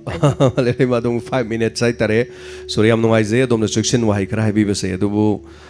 ꯃꯥꯂꯦꯝ ꯂꯩꯃ ꯌꯥꯝ ꯅꯨꯡꯉꯥꯏꯇꯕ ꯄꯥꯎ ꯑꯃ ꯍꯥꯏꯔꯒꯗꯤ ꯑꯗꯣꯝꯒꯤꯗꯨꯁꯨ ꯌꯥꯝ ꯅꯨꯡꯉꯥꯏꯇꯦ ꯑꯗꯣꯝꯅ ꯊꯦꯡꯅꯔꯛꯄ ꯑꯦꯛꯁꯄꯤꯔꯤꯌꯦꯟꯁ ꯍꯥꯏꯇꯥꯔꯦ ꯑꯄꯦꯟꯕꯗꯤ ꯑꯗꯨꯝ ꯑꯣꯏꯔꯔꯣꯏ ꯃꯁꯤ ꯑꯗꯨꯝ ꯈꯔꯗꯤ ꯑꯗꯨꯝ ꯂꯩꯔꯅꯤ ꯉꯔꯥꯡꯃꯛ ꯊꯣꯛꯏꯕ ꯊꯧꯗꯣꯛ ꯍꯥꯏꯇꯥꯔꯦꯀꯣ ꯉꯔꯥꯡꯒꯤ ꯊꯧꯗꯣꯛꯁꯦ ꯌꯥꯝ ꯅꯨꯡꯉꯥꯏꯇꯕ ꯊꯧꯗꯣꯛꯅꯤ ꯑꯗꯣ ꯑꯗꯣꯝꯒꯤ ꯏꯃꯨꯡꯗ ꯑꯣꯏꯕꯤꯔꯝꯃꯒꯗꯤ ꯀꯔꯤ ꯑꯣꯏꯒꯗꯒꯦ ꯅꯣꯏ ꯃꯌꯥꯝ ꯌꯦꯡꯕꯤꯌꯨ ꯄꯣꯖꯤꯇꯤꯚ ꯑꯣꯏ ꯍꯥꯏꯗꯨꯅ ꯂꯥꯌꯦꯡꯕꯤꯌꯨ ꯌꯥꯗꯕꯗꯒꯤ ꯑꯃ ꯂꯩꯈꯤꯗ꯭ꯔꯦ ꯁꯤꯁꯨ ꯌꯥꯝꯅ ꯌꯦꯡꯕꯤꯌꯨ ꯍꯦꯛ ꯇꯥꯕꯗ ꯊꯃꯣꯏ ꯁꯣꯛꯅꯤꯡꯉꯥꯏ ꯑꯣꯏꯕ ꯋꯥꯐꯝꯅꯤ ꯑꯦꯄ꯭ꯔꯤꯜ 30ꯗ ꯏꯝꯐꯥꯜ ꯗꯤꯃꯥꯄꯨꯔꯒꯤ ꯂꯝꯕꯤꯒꯤ ꯀꯥꯕꯤꯅꯥꯝ ꯍꯥꯏꯔꯤꯕ ꯖꯒꯥꯁꯤꯗ ꯑꯦꯛꯁꯤꯗꯦꯟ ꯊꯣꯛꯄꯗꯒꯤ ꯏꯝꯐꯥꯜꯗ ꯃꯃꯤꯡ ꯂꯩꯔꯕ ꯍꯣꯁꯄꯤꯇꯥꯜ 5 ꯃꯃꯤꯡ ꯌꯥꯝꯅ ꯂꯩꯔꯕ ꯍꯣꯁꯄꯤꯇꯥꯜ 5 ꯃꯃꯤꯡꯗꯤ ꯑꯃꯇ ꯄꯟꯖꯔꯔꯣꯏꯒꯦ ꯍꯥꯏꯔꯤꯕ ꯍꯣꯁꯄꯤꯇꯥꯜꯁꯤꯡꯁꯦ ꯂꯥꯌꯦꯡꯕꯤꯅꯕ ꯄꯨꯈꯠꯂꯛꯄꯗ ꯀꯣꯚꯤꯗ-19 ꯄꯣꯖꯤꯇꯤꯚ ꯑꯣꯏ ꯍꯥꯏꯗꯨꯅ ꯂꯥꯌꯦꯡꯕꯤꯗꯅ ꯈꯞ ꯗꯣꯛꯇꯔꯒꯤ ꯍꯣꯁꯄꯤꯇꯥꯜ ꯃꯃꯥꯡꯗ ꯏꯟꯈꯠꯂꯛꯂꯤꯕ ꯅꯨꯄꯥ ꯃꯆꯥ ꯍꯥꯏꯇꯥꯔꯦꯅꯦ ꯆꯍꯤꯁꯨ ꯌꯥꯝꯗ꯭ꯔꯤꯕꯅꯤ ꯑꯗꯨꯅ ꯀꯞ ꯁꯤꯕ ꯉꯥꯏ ꯂꯩꯔꯒ ꯃꯅꯤꯄꯨꯔꯗ ꯁꯤꯈ꯭ꯔꯕꯅꯤ ꯁꯤ ꯊꯕꯛꯁꯤ ꯌꯦꯡꯕꯤꯌꯨ ꯑꯗꯨꯅ ꯌꯥꯝꯅ ꯁꯤꯒꯨꯝꯕꯁꯦ ꯊꯣꯛꯇꯅꯕ ꯀꯩꯗꯧ ꯇꯥꯔꯦ ꯃꯌꯥꯝ ꯄꯨꯝꯅꯃꯛ ꯒꯥꯔꯤ ꯊꯧꯕꯤꯔꯤꯕꯁꯤꯡ ꯃꯌꯥꯝ ꯂꯝꯕꯤꯗ ꯂꯥꯛꯏꯕ ꯑꯔꯥꯞꯄꯗ ꯂꯩꯕꯁꯤꯡ ꯑꯗꯣꯝ ꯏꯆꯥ ꯏꯁꯨꯁꯤꯡ ꯌꯨꯝꯗ ꯂꯩꯕꯁꯤꯡ ꯁꯣꯝꯗ ꯃꯔꯥꯝꯗꯒꯤ ꯅꯨꯡꯁꯤꯔꯕ ꯑꯩꯈꯣꯏꯒꯤ ꯏꯅꯥꯎ ꯑꯃꯗ ꯊꯣꯛꯈ꯭ꯔꯤꯕ ꯊꯧꯗꯣꯛꯁꯦ ꯑꯗꯣꯝꯗ ꯊꯣꯛꯏ ꯍꯥꯏꯅꯤꯡꯉꯥই ꯂꯩꯇꯦ ꯁꯤꯁꯨ ꯌꯥꯝ ꯆꯦꯛꯁꯤꯟꯕꯤꯌꯨ ꯑꯗꯨꯅ ꯀꯔꯤ ꯍꯥꯏꯇꯥꯔꯦ ꯑꯣꯄꯔꯦꯁꯟ ꯄꯨꯡ 24ꯗ ꯇꯧꯗ꯭ꯔꯕꯗꯤ ꯃꯥ ꯁꯤꯒꯅꯤ ꯑꯃꯗꯤ ꯇꯣꯉꯥꯟꯕ ꯏꯟꯇꯔꯅꯦꯠ ꯕ꯭ꯂꯤडिꯡ ꯇꯧꯔꯦ ꯑꯗꯨ ꯇꯧꯔꯦ ꯍꯥꯏꯔꯒ ꯃꯌꯥꯝ ꯊꯥꯗꯣꯔꯛꯈ꯭ꯔꯤꯅꯤ ꯁꯣ ꯁꯤ ꯌꯥꯝ ꯆꯦꯛꯁꯤꯟꯅꯤꯡꯉꯥꯏꯅꯤ ꯃꯃꯥꯡꯗꯁꯨ ꯊꯧꯕꯥꯜꯗꯒꯤ ꯑꯩꯈꯣꯏ ꯊꯧꯕꯥꯜ ꯗꯤꯁꯇ꯭ꯔꯤꯛꯀꯤ ꯍꯥꯏꯇꯥꯔꯦ ꯃꯤ ꯑꯌꯥꯝꯕ ꯄꯦꯁꯦꯟ ꯈꯔ ꯂꯥꯌꯦꯡꯕꯤꯌꯨ ꯌꯥꯗꯗꯅ ꯃꯃꯤꯡ ꯂꯩꯔꯕ ꯍꯣꯁꯄꯤꯇꯥꯜꯁꯤꯡꯅ ꯁꯨꯡꯌꯦꯡ ꯌꯦꯡꯉꯨ ꯌꯥꯗ ꯍꯣꯁꯄꯤꯇꯥꯜ ꯃꯅꯨꯡꯗꯕꯨ ꯄꯨꯁꯜꯂꯨ ꯌꯥꯗꯕꯗꯒꯤ ꯂꯝꯕꯤꯗ ꯑꯗꯨꯝ ꯈꯞ ꯆꯤꯡꯉ ꯒꯥꯔꯤ ꯃꯅꯨꯡꯗ ꯆꯤꯡꯉ ꯁꯤꯈ꯭ꯔꯕꯅꯤ ꯑꯗꯣ ꯁꯤ ꯈꯛꯇ ꯅꯠꯇꯦ ꯑꯗꯒꯤ ꯃꯤꯔꯣꯟꯕꯤ ꯅꯨꯄꯤ ꯑꯃꯁꯨ ꯑꯗꯨꯁꯨ ꯑꯩꯈꯣꯏꯒꯤ ꯆꯤꯡꯃꯤ ꯅꯨꯄꯤꯅꯤ ꯒꯥꯔꯤꯗ ꯄꯨꯔꯒ ꯍꯣꯁꯄꯤꯇꯥꯜ ꯑꯃꯗ ꯑꯃꯨꯛ ꯃꯆꯥ ꯎꯅꯕꯒꯤ ꯑꯃꯗ ꯑꯃꯨꯛ ꯆꯪꯉꯤ ꯑꯃꯗ ꯑꯃꯨꯛ ꯆꯪꯉꯤ ꯑꯗꯨ ꯃꯃꯩ ꯊꯪꯗ ꯑꯗꯨꯝ ꯒꯥꯔꯤ ꯃꯣꯏꯅ ꯄꯨꯔꯛꯏꯕ ꯒꯥꯔꯤ ꯃꯅꯨꯡꯗ ꯐ꯭ꯔꯤꯡ ꯀꯥꯎꯔ ꯆꯣꯡꯉ ꯁꯤꯈ꯭ꯔꯤꯅꯤ ꯑꯗꯣ ꯁꯤꯒꯨꯝꯕꯁꯤ ꯊꯣꯛꯇꯅꯕ ꯀꯔꯤ ꯇꯧ ꯇꯥꯔꯦ ꯑꯗꯨꯅ ꯏꯁꯥꯅ ꯍꯦꯟꯅ ꯌꯥꯝꯅ ꯆꯦꯛꯁꯤꯟꯕꯤꯌꯨ ꯉꯁꯤ ꯑꯗꯨꯝ ꯅꯣꯛꯇꯅ ꯂꯩꯔꯝꯕ ꯌꯥꯏ ꯀꯔꯤꯝ ꯈꯨꯗꯣꯡꯊꯤꯕ ꯊꯣꯛꯇꯦꯅ ꯑꯗꯣ ꯁꯤꯒꯤ ꯈꯣꯡꯐꯝꯁꯤꯗ ꯑꯗꯨꯝ ꯂꯦꯞꯄ ꯀꯥꯟꯗ ꯑꯗꯣꯝꯅ ꯋꯥꯔꯧꯔꯛꯇꯣꯔꯤꯁꯦ ꯀꯅꯥꯅꯣ ꯌꯦꯡꯕꯤꯌꯨ ꯀꯔꯤꯝꯇ ꯎꯄꯥꯏ ꯂꯩꯔꯣꯏ ꯑꯗꯨꯅ ꯂꯥꯏꯅꯥꯁꯤꯗꯤ ꯂꯥꯏꯔꯕꯒꯤꯁꯨ ꯅꯠꯇꯦ ꯏꯅꯥꯛ ꯈꯨꯟꯕꯩꯁꯨ ꯅꯠꯇꯦ ꯁꯛ ꯐꯖꯕ ꯊꯤꯕ ꯃꯨꯕꯩꯁꯨ ꯅꯠꯇꯦ ꯂꯣꯏꯅꯃꯛꯀꯤꯅꯤ ꯁꯣ ꯍꯦꯟꯅ ꯑꯩꯈꯣꯏ ꯆꯦꯛꯁꯤꯟꯃꯤꯟꯅꯁꯤ ꯑꯗꯨꯒ ꯃꯊꯪꯒꯤ ꯀꯣꯂꯔ ꯑꯃꯗ ꯑꯃꯨꯛ ꯈꯨꯗꯣꯡꯆꯥꯕ ꯄꯤꯖꯔꯒ ꯍꯜꯂꯣ ꯃꯤꯡ ꯑꯃꯗꯤ ꯂꯩꯐꯝ ꯍꯥꯏꯕꯤꯌꯨ ꯍꯥꯏꯕꯤꯌꯨ ꯁꯌꯥ ꯀꯔꯤ ꯍꯥꯏꯕꯤꯅꯤꯡꯉꯤ ꯍꯥꯏꯕꯤꯌꯨ ꯁꯌꯥꯒꯤ ꯐꯣꯟꯗꯣ ꯌꯥꯝ ꯅꯨꯡꯉꯥꯏꯇ꯭ꯔꯦ ꯆꯦꯠꯁꯨ ꯂꯥꯎꯔꯦ ꯁꯌꯥ ꯑꯗꯣ ꯑꯇꯣꯞꯄ ꯐꯣꯟ ꯑꯃꯗꯒꯤ ꯇꯧꯕꯤꯔꯛꯑꯣ ꯁꯌꯥꯒꯤ ꯀꯣꯜꯁꯦ ꯑꯌꯥꯝꯕ ꯃꯇꯝꯗ ꯑꯩꯈꯣꯏꯗ ꯐꯣꯟ ꯇꯧꯔꯛꯄꯗ ꯏꯅꯨꯡ ꯅꯨꯡꯉꯥꯏꯇ꯭ꯔꯦ ꯃꯁꯤ ꯑꯗꯨꯅ ꯍꯧꯖꯤꯛꯀꯤꯗꯤ ꯑꯃꯨꯛ ꯍꯦꯟꯅ ꯇꯥꯐꯝ ꯈꯪꯗ꯭ꯔꯦ ꯁꯌꯥ ꯚꯦꯔꯤ ꯁꯣꯔꯤ ꯃꯇꯝꯅꯁꯨ ꯂꯣꯏꯁꯤꯜꯂꯛꯄꯅꯤꯅ ꯑꯗꯨꯒ ꯍꯜꯂꯣ ꯃꯤꯡ ꯑꯃꯗꯤ ꯂꯩꯐꯝ ꯍꯥꯏꯕꯤꯌꯨ ꯍꯜꯂꯣ ꯃꯤꯡꯒ ꯂꯩꯐꯝꯒ ꯍꯥꯏꯕꯤꯁꯤ ꯃꯤꯡ ꯀꯔꯤ ꯀꯧꯕꯤꯕꯅꯣ ꯀꯔꯤ ꯂꯝꯗꯒꯤꯅꯣ ꯊꯣꯛꯆꯣꯝ ꯁꯦꯅꯨ ꯈꯥꯡꯕꯣꯛ ꯈꯨꯂꯥꯛꯄꯝ ꯂꯩꯀꯥꯏ ꯀꯔꯤ ꯍꯥꯏꯕꯤꯅꯤꯡꯉꯤ ꯑꯩꯈꯣꯏ ꯚꯦꯛꯁꯤꯟ ꯀꯥꯞꯄꯁꯤꯗ ꯁꯥꯔ ꯀꯩꯅꯣ ꯃꯦꯁꯦꯖ ꯂꯥꯛꯇꯦꯅ ꯌꯥꯝ ꯍꯥꯏꯅꯩꯕ ꯃꯤ ꯑꯗꯣ ꯑꯩꯒꯤꯗꯤ ꯀꯩꯅꯣ ꯑꯩꯈꯣꯏꯒꯤ ꯏꯅꯥꯎ ꯑꯃ ꯀꯝꯄꯨꯇꯔ ꯍꯥꯡꯉꯤꯕ ꯁꯤ ꯃꯃꯥꯡꯗ ꯀꯪꯂꯥ ꯀꯝꯄꯨꯇꯔꯗ ꯑꯩꯒꯤ ꯐꯣꯟ ꯅꯝꯕꯔꯗꯣ ꯍꯥꯏꯖꯔꯒ ꯑꯗꯨꯝ ꯆꯦꯗꯣ ꯊꯣꯛꯆꯔꯛꯄ ꯁꯥꯔꯇꯤꯐꯤꯀꯦꯠꯇꯣ ꯑꯗꯣ ꯃꯌꯥꯝꯗꯣ ꯂꯥꯛꯇꯕꯁꯤꯡꯗ सिगी पाउसे खांगनिंग बाय तारे थागचरी am nungaijai message laktaba singdo phone number do hairaga computer center amadagi dum lokthok pa yai website tu da dum changaga hai tare website tu khangba dum computer center leiragadi adum irai laibani haibani laktraga sodom gi tharakki ba ka panumi ta tharakpa message te yauriba website tu da changbiu aduga lokthok pa yai magi lokthok charure harakbani थागचरी Khogen Senjam sir हौजिक corona की काबलिब vaccine असी मी यामना थुना सीनबनी हाइनी YouTube त मियोय खरना थागत पथेंगनजै अचुमबनी हाइबिरी वाफमदो सीरनी अदु तौरनी ना याम थुन सीरनी genocide नी अदुनी अदानी ना फोंदोक लई अदु याम लुई अरानबा पाव हाइसे मयामना थाजबिब थाजदबिदब अदोमदा लैरे अदु थागत पिरेबा मीदुसो खंगै ओइबिरंगनी यामना खंगबा मी ओइबिरंगनी अदो मदुदगी हेना खंगबा मदुदगी हाइतरे थागलिबा मीदुदगी हेना खंगबा मणिपुर की मसक ममिंग नायरबा डॉक्टर हाइतरे मयामना खंगबा सीजगी लैरिबा डॉक्टर पालिन भाव कापख्रमनी सो अखोइगुंबा इपंग पंगबा मीमदी ओइरमोय सर अखोइगी करे हाइतरे डॉक्टर पालिन अदगी आर.के. लेनिन मणिपुर की psychiatry head of department RIMS द लेबिरिबा सी याम पंगबा मीमदी कैसु अखोइगुंबा ओइरमोय मोय लोइन कापख्रमनी दो भारत हंजन हंजन ताम अहनीर अहुमला भोट कादन प्राइम मिनिस्टर ओइरिबनुपा नरेंद्र मोदी अमित शाह याम पंगबा मी ओइरमोय सो मोय कापख्रबनी अदुना अखंग अहिगी सिंगना होजि खक्ता नरेंद्र मोदी दगी हेना फावबा अदुगा डॉक्टर पालिन दगी हेना खंग हैरबा कया थोपिरागा माई माइगी मोट फोंदोकपदो मदु कैसु काइबा लेते फ्रीडम ऑफ स्पीच नि अदु मणिपुर की चीफ मिनिस्टर जी अरानबा पाव तोरदि ताप ताप ताप याम फागनबने अदुबु सेक्शन बियो फैक्ट न्यूज सिंगसिदगी हाइतारे सो इंटरनेट फोंबा पाव खुदिमक अचुमने हाइना लौबिगनु मदु अमुक हन्ना करी हाइतारे मदु येंथोकपियु नैना थोकपियु कराइनो इंटरनेट अदु तौरे अदा समाइन तौबा मरी मरा म चेनबा म फोंगे नो एता थाजदौ नते बदु दैदुदा कयाम चुम्बजानो कयाम लान मजानो हौजिकति कैदोगेबो इंटरनेट थोकिबो वा मने नाकंदा मागी जे समाइन तौबने मीगी दु सुंगुन होलोय सिगुम मरम सिगी कई खर फोंदोक जगे हर मीम न फोंदोरकने सो याम लई अदुना इंटरनेट की थबक सिदी याम लो वाफम नि हेलो मिंग अमदे लेफम हाइबियो हेलो हेलो थोड़ा मुक्ति अशोक कुमार अदुबु रेडियो के हम नक्सन बना दोंगे खोंजेल दो इसै सकपगी खोंजेल लोमदा लैग्रे इसै सकपिरकदबगी मोंगी को यावर लैग्रे अदुना कितंग चथोकपिरो हाइबियो करी करी हाइबियो मतम लोसिले हाइबियो ꯑꯩꯒꯤ ꯃꯥꯗꯣ ꯀꯩꯅꯣ ꯍꯟꯗꯛꯀꯤ ꯚꯦꯛꯁꯤꯟ ꯀꯥꯞꯄꯗꯣ ꯑꯗꯨꯗ ꯚꯦꯛꯁꯤꯟ ꯀꯥꯞꯄꯁꯦ ꯍꯥꯟꯅ ꯑꯔꯣꯏꯕ ꯅꯨꯃꯤꯠꯇꯨꯗ ꯀꯥꯞꯄꯅꯦꯕ ꯑꯗꯣ ꯍꯧꯖꯤꯛꯁꯦ ꯑꯗꯨꯝ ꯈꯔ ꯇꯧꯔꯛꯄ ꯑꯗꯨꯕꯨ ꯀꯔꯤ ꯀꯃꯥꯏꯅ ꯇꯧꯒꯅꯤ ꯀꯩꯅꯣꯗꯤ ꯆꯥꯕꯤꯈꯤꯕ꯭ꯔꯣ ꯄꯦꯔꯥꯁꯤꯇꯥꯃꯣꯜ ꯆꯥꯕꯤꯈꯤꯕ꯭ꯔꯣ ꯑꯩꯅ ꯐꯥꯔꯃꯥꯁꯤꯁꯇꯤ ꯂꯧꯔꯦ ꯄꯦꯔꯥꯁꯤꯇꯥꯃꯣꯜꯁꯦ ꯉꯔꯥꯡ ꯅꯍꯥꯟ ꯀꯥꯞꯄ ꯃꯇꯨꯡ ꯅꯨꯃꯤꯠ ꯍꯨꯝꯅꯤ ꯃꯔꯤ ꯀꯩꯁꯨ ꯇꯧꯗꯦꯕ ꯉꯔꯥꯡꯗꯒꯤ ꯈꯔ ꯑꯗꯨꯝ ꯇꯧꯕ ꯑꯗꯣ ꯉꯁꯤꯗꯤ ꯃꯁꯥꯗꯣ ꯌꯥꯝ ꯀꯩꯅꯣ ꯇꯧꯋꯦ ꯈꯣꯠꯂꯦ ꯀꯔꯤꯁꯨ ꯇꯧꯔꯣꯏꯗ ꯑꯗꯣ ꯄꯦꯔꯥꯁꯤꯇꯥꯃꯣꯜꯗꯣ ꯑꯃ ꯆꯥꯈ꯭ꯔꯒꯗꯤ ꯉꯁꯤꯒꯤꯗꯤ ꯄꯤꯖꯕꯤꯈ꯭ꯔꯕ꯭ꯔꯣ ꯑꯁꯤꯒꯤ ꯄꯤꯖꯔꯦ ꯆꯥꯛꯆꯥ ꯇꯣꯛꯑꯀꯥꯟꯗ ꯆꯥꯛꯆꯥ ꯇꯣꯛꯑꯒ ꯄꯤꯖꯕꯤꯔꯣ ꯄꯦꯔꯥꯁꯤꯇꯥꯃꯣꯜꯗꯣ ꯈꯤꯇꯪ 500 ꯑꯣꯏꯔꯤꯕ꯭ꯔꯥ 250 ꯑꯣꯏꯔꯤꯕ꯭ꯔꯥ फार्मासी मीनदी खंगनी पेरासिटामोल अकनब खितंग कनब हाइतारेको अदुम खितंग हाना लेरिदुदगी हेंगतपम अदुम पिजबिरदी फदौ माली अदो कैसु याम तौरोइदा ngasi mangai hayem ngai adum phagini Koyna मसी पोजे हम करिगे तब को कनो अरुंग तो लेका हिमांग इकाय कोरोना ने दे पाइ हन मेना हाना टाइपेटिस सो लेबा लेते कोरोना नि हाइरगदी लाइहौ हौरगा हेत कोरोना गी वानते को माइ सिम्टोम सिंग मखन मखन क्या लई अद मागी लेरिबा सिम्टोम सिंग दुदा कोइ खोंग हामबा डायरिया तौबगा यावबिब्रा अदि ओबा यावबिब्रा को मागी अदुगुम्बा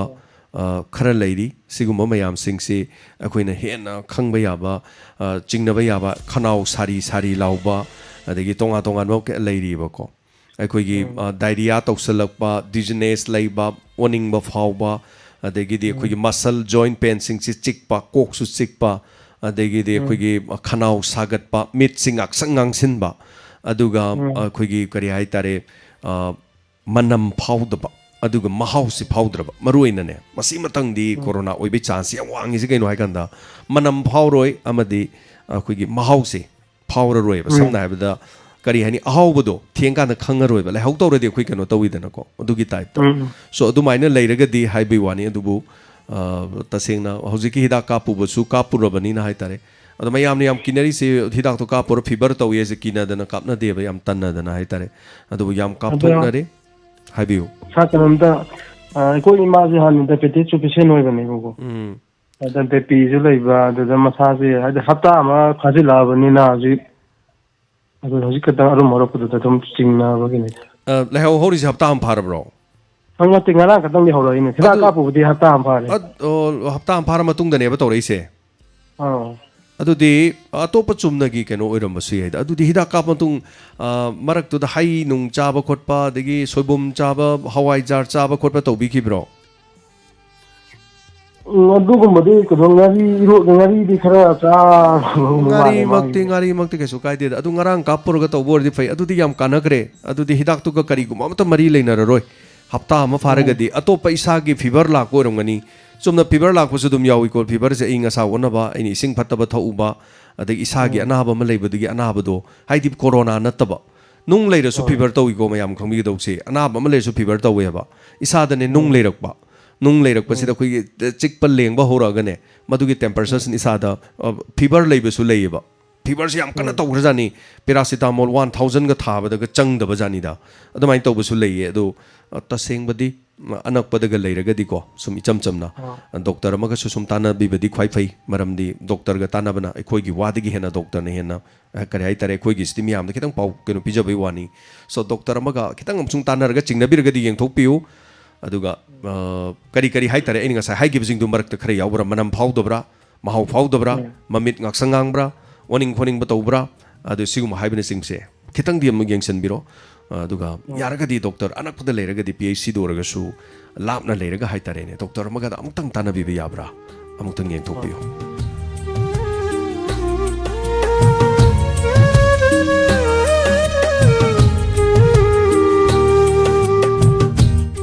hello menga madele from IBC ngai kam mengtho mamalai kai degi Muhammad Nasibari ni sa habiyo sir ka radio ga naksana bana khonjel le tabang khangre do habiyo matam se loisale habiyo ahan waktu dah diamond isa pura pura kai kumda go chari thaga chari loi na ai si hida ka pure ba ko hoi hoi nahal tang kutha da hida ka pane itana tana koi nupi ga iga pulok kamin na bane ai jari ba adu ai kai soi koi da dia kai basi tawda ba adu kana mina dia adu hida ka pi du sira da ni siba gi kuina leita vida dum sira dum ne na so hai ba simasu nungai ta ba aduga ai koi gi hana gi si minister obiram ba igriam ba sri ofram ibo binai koi gi sangai pham part 1 2 gi jana som thamni asiba poloi pham hai tare ne sa ko si ma pham si chik na wal to silawa matung da hodina maka mahaki masanu pasri okram kennedy elais surya kumar na koi gi street lem mathan bi na pungan ngal han bi bai da mutta hariba MLA sibusu matam pumbagi hoina surya kumar bu thagat pa phung doctor I hai na diamond gi thongda pung tham tham jaba hatare na sa thagat chari am nungai je ojana sebali nungai ba pau tambi ba haitare ko yam nungai ja kre aduga mayam akhang ba sing haitare akoi gi thorom se tabiri ba sing na su thorom se tabiraga domna mayam na hangnari ba haire ba mayam sida koi sidai da kanamta yaude panelist leite I'm not a doctor ai doctor natte adubu ai khoi aina haijari ba mayam ponomak se aina ngasai digi si leiba du toba da toba nei na hari se kanamta gi natte masi akoi gi World Health Organization na Diamond Radio da tharak pani aduga UNICEF na haitare ko so UNICEF na koi da haire ni this is a guidance document on how you can partner us in bringing awareness and support to the million of the people as they grapple with the second wave of COVID-19. See, akoi thare ni so aduga as a platform we committed to doing our bit in providing to right health information and resources to people. Aduna pire iba sigi mayam se ekona we have been working closely and several organizations including UNICEF India and WHO India, WHO the World Health Organization India. So sigi makhada kari haigadagi miyam da kamai togadagi. So what is the most critical public health message according to the UNICEF India and WHO India? Sumaina koi the loin thare ini aduga tongan masida haire se however during the difficult times there are 4 mission critical messages that continue to be the strongest pillar in our fight against COVID-19 haini si aikoi loi pirak pani so aikoi ngang jari se James Haigur jamna doctor sai na khanbi ganu I am not a doctor I already edum haijari sini but aikoi gi masi khong thang amani pirei se nahak ki sidel rang gi follower leir mi lak taret leiraga nangi khudong chaba lorga public the message pigadabani you should do this hairi ni akoi chen ba yaba nate so information and public kano dagi hai tare Ministry of Information and Broadcasting digi ni pirei ni so akoi the point kya pirei ne aba if you need to step out wear a mask properly if you show any symptoms isolate immediately so don't panic most cases of COVID-19 can be treated at home aduga register for the vaccination wait for your turn si kakta nati mayam ne pirei se akoi dam ngang ga da ba sama hai ga da ba taw ga da ba adu mayam na James Haigur jam yam khange na traga khangba sare khalam bi ai no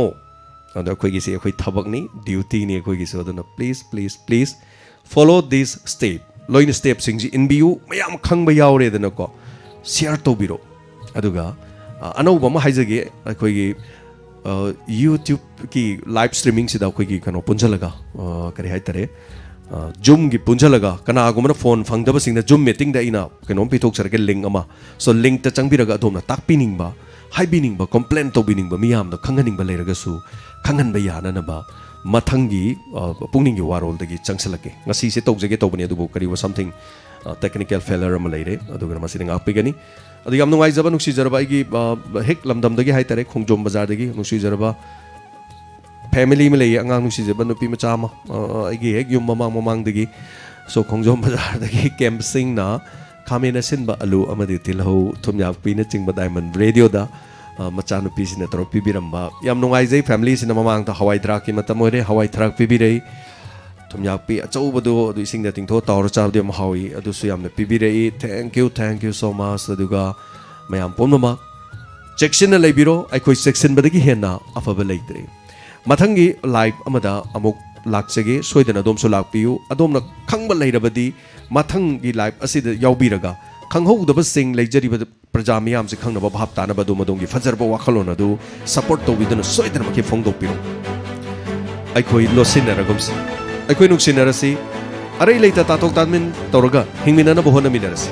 male mase ai khakta ge dong khakta gi nati aikoi mayam punamakini so amaga khusam naraga matam punamakta nungai ni hingnana bigi damang aikoi amana amabu ikai khumnaraga chatminarasi so thank you so much yumda lebiu lengdana lebiu loinana diamond radio ge live tabiu ngaihang hak yumdagi hogat piduna pungkhai mata orsu chongduna isagi immune system kalhanna bohonabiu thagachari punamakku James Haigur jamna thorong senjabagi abdalu jabgo loinana mukana khorumjani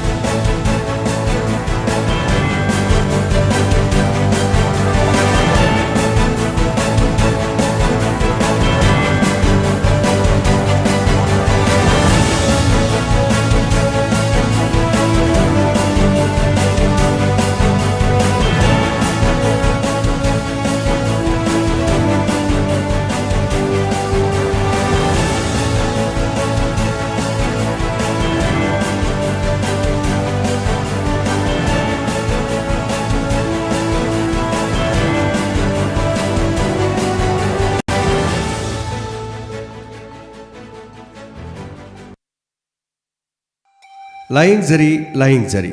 Paton Memorial